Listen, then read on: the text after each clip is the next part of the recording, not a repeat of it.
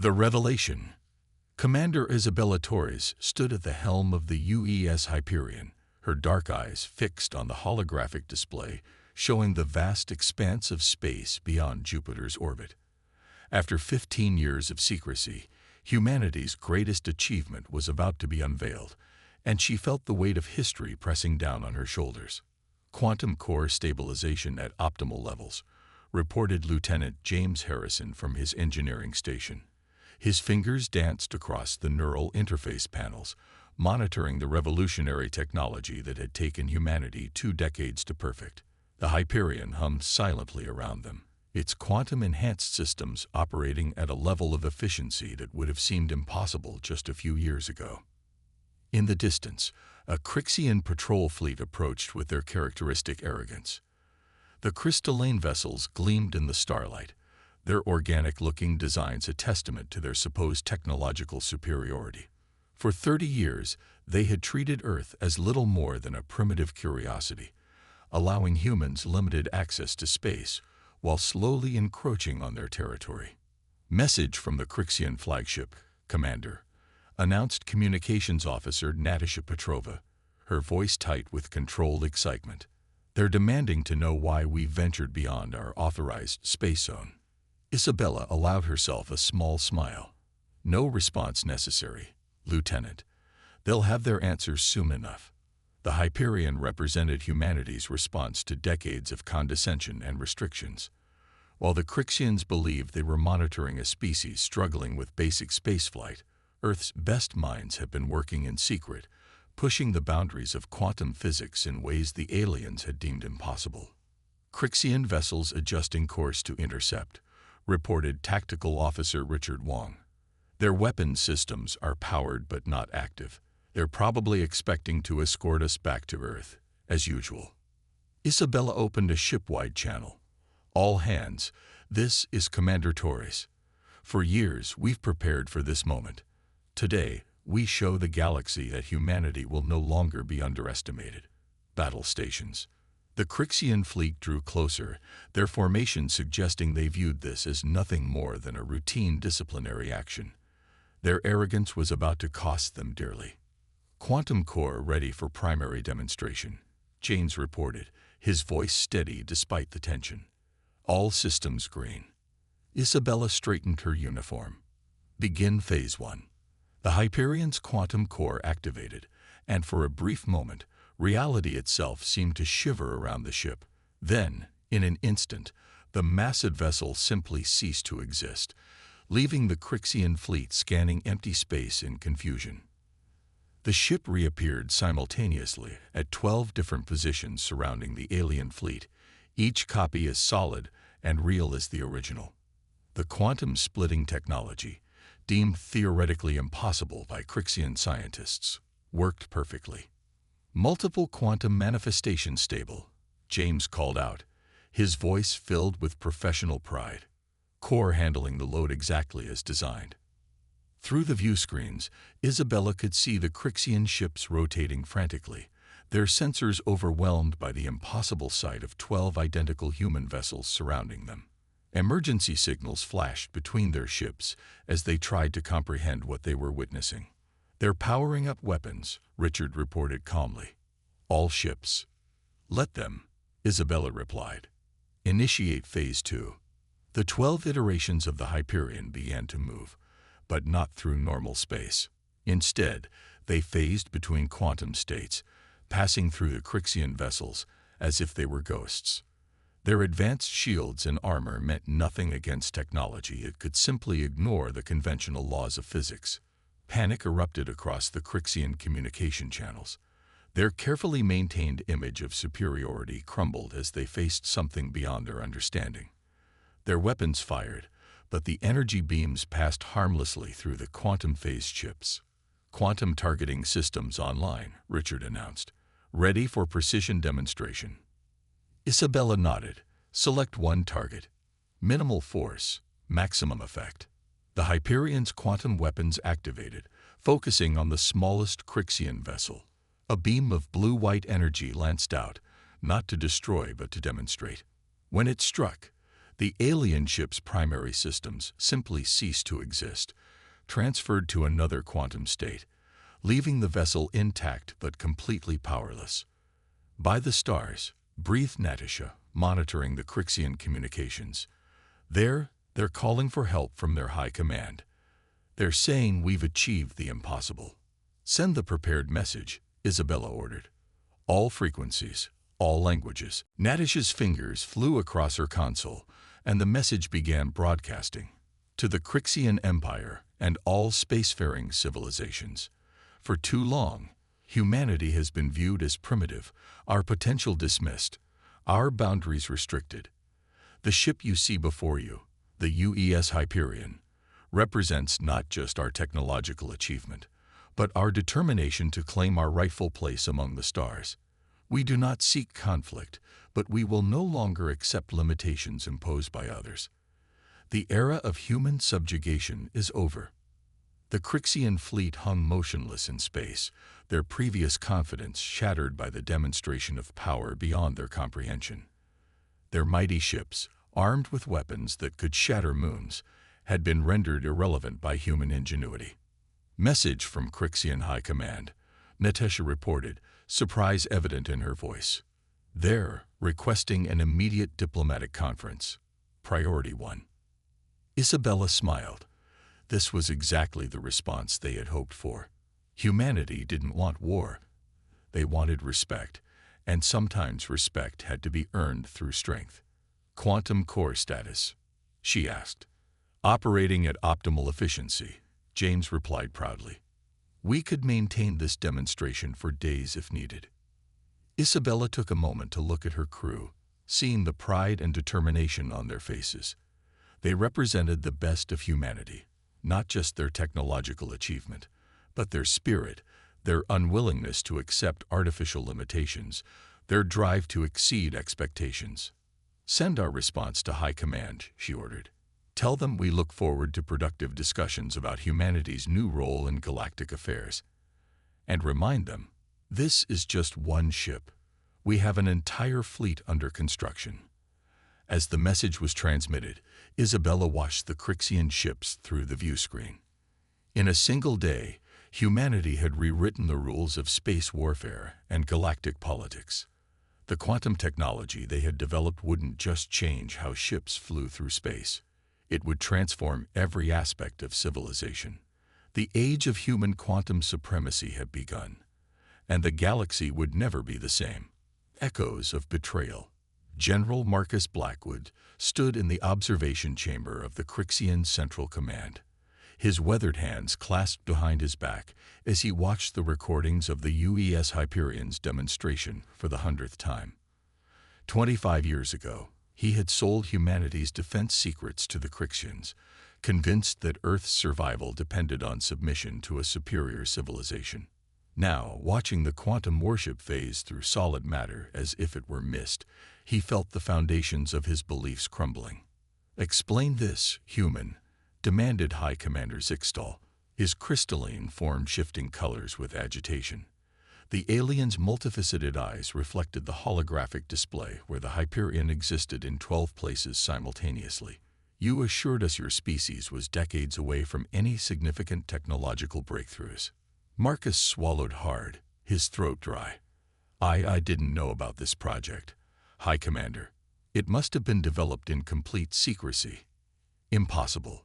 Zixtal's crystalline surface flashed deep red. You were chief of Earth's defense intelligence. Nothing happened without your knowledge. But something had. While Marcus had been feeding information to the Crixians, believing he was securing humanity's peaceful integration into their empire, his own species had been outmaneuvering him. They had achieved what the Crixians had declared impossible. True quantum manipulation on a massive scale. The chamber doors slid open, and Science Director Val Era entered, her crystalline form vibrating with excitement or fear. Marcus could never quite read Crixian emotions. High Commander, we've completed our analysis of the sensor data.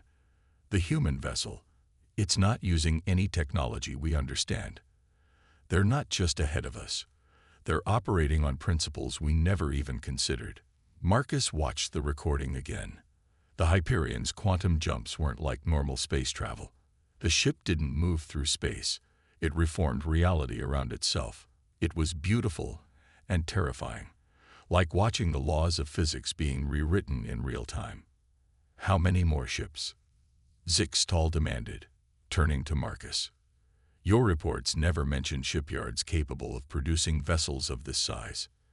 "Because they don't exist," Marcus replied, realization dawning. "At least, not where we were looking.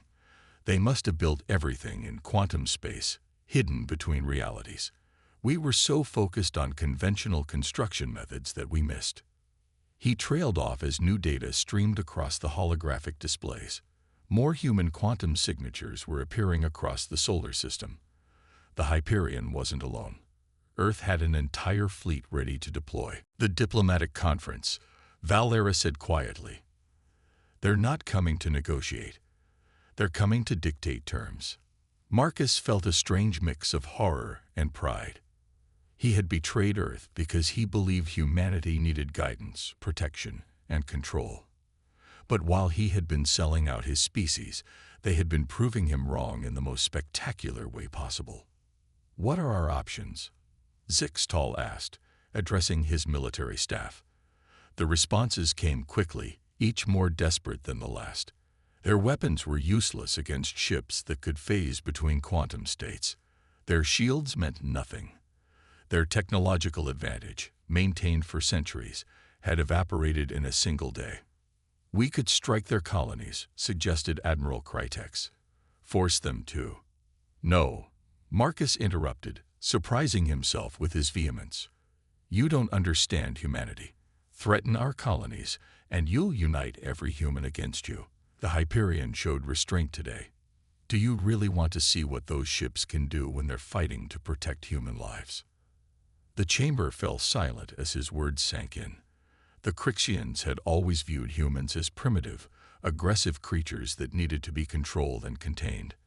Now they faced the possibility that they had catastrophically underestimated their supposed inferiors. "New transmission from Earth," announced a communication officer. They're demanding your extradition, General Blackwood. They know." Of course they knew. Marcus had always wondered how he had gotten away with his betrayal for so long. Now he understood. They had let him continue, feeding the Crixians' arrogance, while they worked in secret to surpass them. "I'll go," he said quietly. "I owe them that much." "You would face their justice?" Zixtal asked, genuine curiosity in his multifaceted eyes. "After everything you've done for the Empire." Marcus watched the Hyperion recording one final time. "What I did because I thought humanity needed protection. I was wrong. They never needed protection. They needed time. Time to innovate, to dream, to achieve what everyone said was impossible." He straightened his shoulders. "I chose the wrong side of history, High Commander. Don't make the same mistake." As Marcus was led away to await transfer to Earth authorities, he felt an emotion he hadn't experienced in decades. Hope. Not for himself. His fate was sealed. But for humanity. They had proven themselves not through conquest or submission, but through ingenuity and determination. The Crixian officers watched him go, their crystalline forms shifting through colors of uncertainty. They had lost more than their military advantage. They had lost their sense of superiority. The galaxy was changing, and humanity, not the Crixian Empire, was leading that change. In the observation chamber's displays, the Hyperion continued its quantum dance, a testament to human potential, and a warning to any who would underestimate Earth again. Marcus Blackwood had betrayed his species, but in doing so, he had helped create the conditions that drove humanity to exceed every limitation placed upon them. The age of Crixian dominance was over. The question now was whether they would adapt to the new reality or break against it like crystal against diamond. Quantum Dance. The grand conference chamber aboard the UES Hyperion gleamed with an otherworldly light as Dr. Samantha Reeves prepared to demonstrate humanity's quantum technology to the assembled alien diplomats.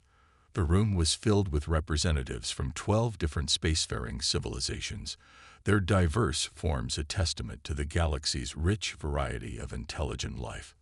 "What you're about to witness," Samantha began, her voice steadied despite the historical weight of the moment, "is not just a new form of space travel.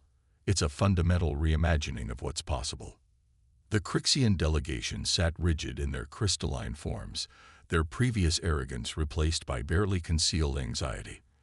Beside them, the gaseous Vorathi swirled in their containment suits, while the insectoid Nixar clicked their mandibles in anticipation. "Quantum projection initiating," announced Lieutenant Harrison over the ship-wide comm. The conference chamber's walls became transparent, offering a panoramic view of space. The Hyperion's quantum core hummed to life, its unique resonance felt in every molecule of the ship. "Traditional space travel," Samantha explained, activating a holographic display, "relies on moving through space-time. Our quantum technology instead rewrites the fabric of reality itself." She gestured, and the view outside shifted dramatically as the Hyperion split into multiple quantum states. The alien diplomats gasped collectively as they found themselves simultaneously existing in 20 different locations around Jupiter. Each version of the ship was equally real, equally solid, defying everything they thought they knew about physics. "Impossible," whispered the Crixian science director, their crystalline surface flickering with disbelief. "The energy requirements alone are handled by our quantum core," Samantha continued, allowing herself a small smile, "which generates power by existing in a state of perpetual quantum flux. The more power we need, the more quantum states it generates." The demonstration continued as the Hyperion performed maneuvers that redefined the possibilities of space warfare and exploration. The ship phased through an asteroid field, each rock passing harmlessly through its quantum-shifted hull. It teleported instantly across vast distances without generating any detectable energy signature. "The military implications are obvious," Commander Torres added from her position near the chamber's entrance. "But we're more interested in the peaceful applications of this technology." The holographic display shifted to show designs for quantum-powered cities, instant transportation networks, and energy production systems that could power entire civilizations without pollution or waste. "We're prepared to share this technology," Samantha announced, causing another stir among the diplomats. "Under certain conditions." The Vorathi ambassador's containment suit pulsed with interest. "What conditions?" "Recognition of human sovereignty. Immediate withdrawal of all foreign military forces from Earth-controlled space, and equal representation in all galactic governing bodies." Commander Torres stepped forward. "We're not asking for dominance. We're demanding equality." The chamber erupted in discussion, dozens of alien languages mixing with universal translators as the implications became clear.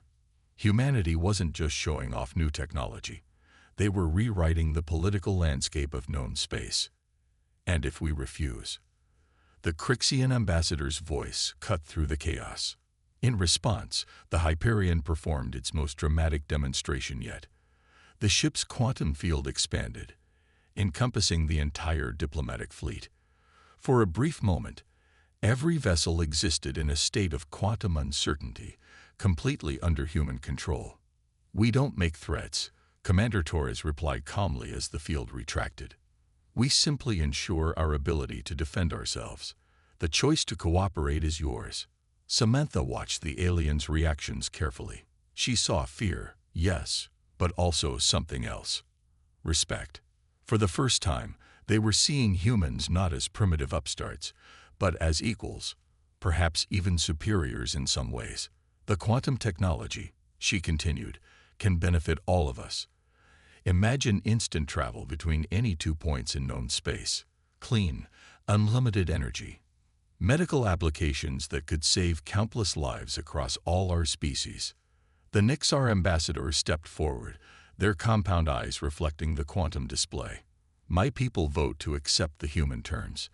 The potential benefits far outweigh any political concerns." One by one, other ambassadors voiced their agreement.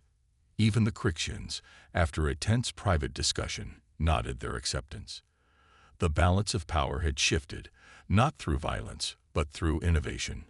As the diplomatic conference continued, Samantha's thoughts drifted to the future. Humanity had achieved something remarkable, not just the technology itself, but the wisdom to use it as a tool for peace rather than domination. The Hyperion continued its quantum dance around Jupiter, each movement a reminder of how far humanity had come. They had taken the limits imposed upon them and turned them into inspiration, transforming constraints into opportunities for growth. In the conference chamber, the first treaties were being drafted. New alliances were forming, not based on fear or dominance, but on mutual respect and the promise of shared advancement. The galaxy was changing, and humanity, for better or worse, had become its catalyst. The age of quantum civilization had begun, and its first steps were being taken in peace. Trial by fire. Red alert klaxons blared through the UES Hyperion as Commander Torres received the emergency transmission. A radical faction of the Crixian military, refusing to accept the new galactic order, had launched a desperate attack on 3 human colonies.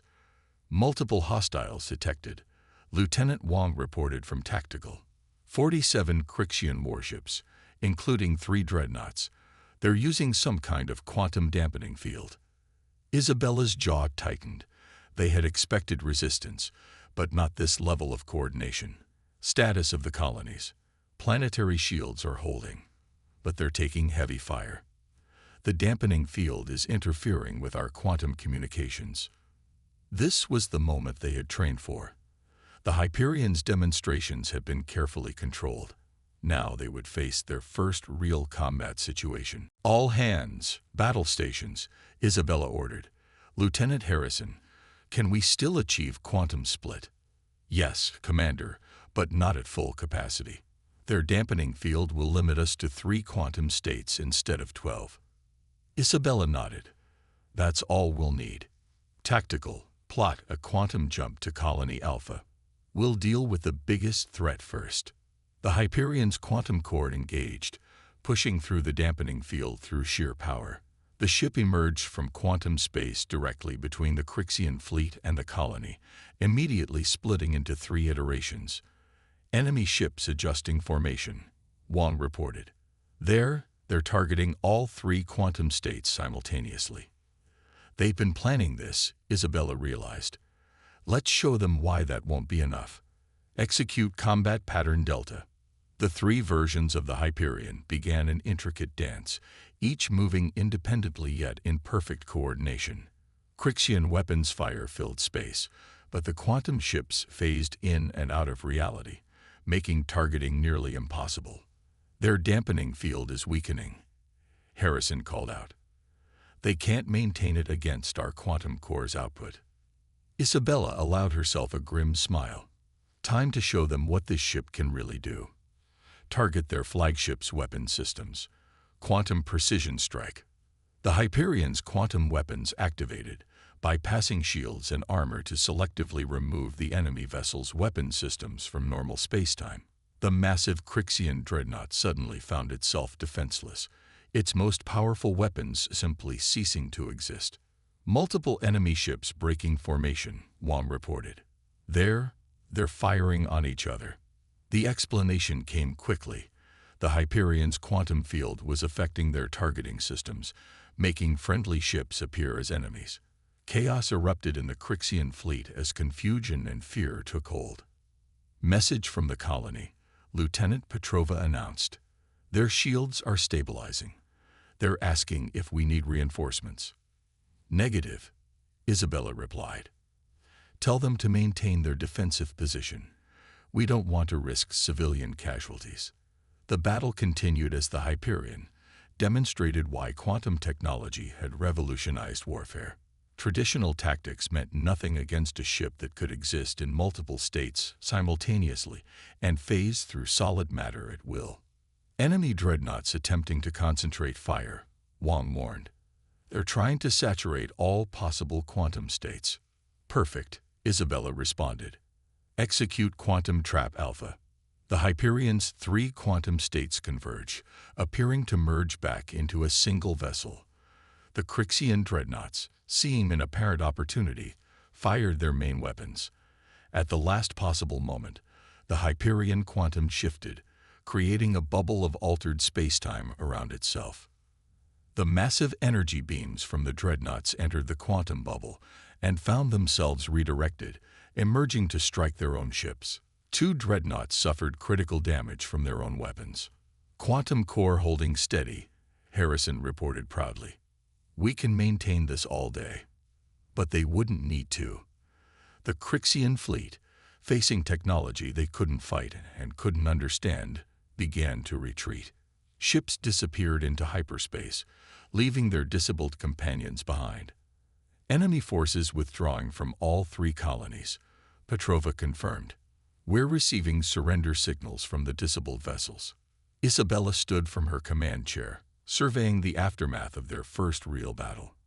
The Hyperion had faced a force nearly 50 times its size and emerged victorious without causing a single death. The quantum technology hadn't just given them superiority, it had given them the ability to win without destruction. "Begin rescue operations for the disabled ships," she ordered, "and send word to Earth Command. The quantum defense system works exactly as designed." As her crew coordinated the rescue efforts, Isabella reflected on what they had achieved. The Hyperion hadn't just won a battle, it had demonstrated a new kind of warfare, where victory came not through destruction, but through technological superiority and precise application of force. The radical Kryxians had hoped to prove that humanity's quantum advantage was a bluff. Instead, they had proven just how completely the balance of power had shifted. The age of conventional space warfare was over, replaced by something far more subtle and far more powerful. In the end, humanity's greatest weapon wasn't the quantum technology itself, but the wisdom to use it with restraint. New Dawn. 1 year after the Kryxian rebellion's defeat, the UES Hyperion hovered above Earth, its quantum core humming softly as it maintained position in 12 different dimensional states simultaneously. Inside the ship's grand observation deck, Commander Isabella Torres watched as representatives from 20 alien civilizations gathered for the inauguration of the Galactic Quantum Initiative. "Hard to believe how much has changed in just 1 year," Lieutenant Petrova remarked, standing beside her commander. Below them, Earth gleamed like a jewel, its cities now powered by quantum energy networks that had eliminated pollution and scarcity almost overnight. "The quantum core installation in New Delhi is operating at 300% expected efficiency," reported Dr. Reeves, approaching with a datapad. "The Vorathi engineers actually improved our original design. Turns out their gaseous nature gives them unique insights into quantum state manipulation." Isabella nodded, feeling a deep sense of satisfaction. The decision to share quantum technology had transformed former enemies into partners, creating a new era of cooperation and advancement. "Update from the Kryxian border," Lieutenant Wong called from his station. "The Joint Patrol Fleet reports no unusual activity. The quantum detection grid is operating perfectly." The quantum detection grid was perhaps their greatest achievement. A network of interconnected quantum sensors that could detect and prevent unauthorized military movements across vast stretches of space. It had effectively ended the possibility of surprise attacks or secret fleet movements. "Commander," Harrison's voice came over the comm. "The diplomatic vessels are ready for the demonstration jump." Isabella straightened her uniform. This would be the largest coordinated quantum jump ever attempted. 20 ships from 20 different species, all using human quantum technology modified for their unique physiologies and engineering approaches. "Begin countdown," she ordered. "Let's show them what we can achieve together." The assembled ships, each a masterpiece of combined engineering knowledge, moved into formation around the Hyperion. The Vorathi vessel rippled like liquid mercury, its quantum core adapted to work with their gaseous technology. The crystalline Kryxian ship sparkled with internal energy, their once rigid engineering principles transformed by quantum innovation. "All ships reporting ready," Petrova announced. "Quantum synchronization in progress." Through the observation windows, Isabella could see Earth's first quantum city gleaming below, a sprawling metropolis where traditional transportation had been replaced by quantum tunneling, where energy flowed freely from quantum generators, where humans and aliens worked side by side to push the boundaries of what was possible. Synchronization complete, Harrison reported. All ships linked. Isabella opened a channel to the fleet. This is Commander Torres. 1 year ago, humanity revealed quantum technology to the galaxy. We didn't do it to dominate, but to elevate. Look around you. See what we've achieved together. Today's demonstration jump will take us to the edge of known space, where we're building something unprecedented. The first quantum gateway network. The quantum core's hum deepened as power built for the jump. 20 ships, 20 different quantum cores, all working in perfect harmony. Begin final countdown, Isabella ordered. 10, 9. Dr. Reeves monitored the quantum field readouts. Field coherence perfect. The modifications are working better than we hoped. 5, 4. Through quantum space, Isabella could feel the other ships, their cores resonating with the Hyperions. Different species, different technologies, different philosophies, all united in this moment. 3, 2, 1. In a flash of quantum energy, the entire fleet vanished, reappearing instantly at the edge of charted space. Before them floated the massive framework of the first quantum gateway, a joint project involving engineers from every spacefaring race. Jump successful, Harrison reported proudly. All ships present and accounted for. The quantum gateway would revolutionize galactic civilization, allowing instant travel between any 2 points in space. But more importantly, it represented what could be achieved through cooperation rather than competition. Message from Earth Command, Petrova announced. The quantum defense network just prevented another attempted uprising in the Crixian outer colonies. No casualties, no destruction. The rebel ships were simply prevented from jumping to attack positions. Isabella smiled. The quantum technology had indeed changed everything, but not in the way anyone had expected. It hadn't led to more powerful weapons or more destructive wars. Instead, it had made war itself obsolete. Begin final approach to the gateway, she ordered. Let's show them the future we're building. As the fleet moved forward in perfect formation, Isabella reflected on their journey. Humanity had reached for the stars not to conquer them, but to understand them. They had developed quantum technology not to dominate, but to connect. And in doing so, they had transformed not just themselves, but the entire galaxy. The age of quantum civilization had truly begun, and it was more magnificent than anyone could have imagined.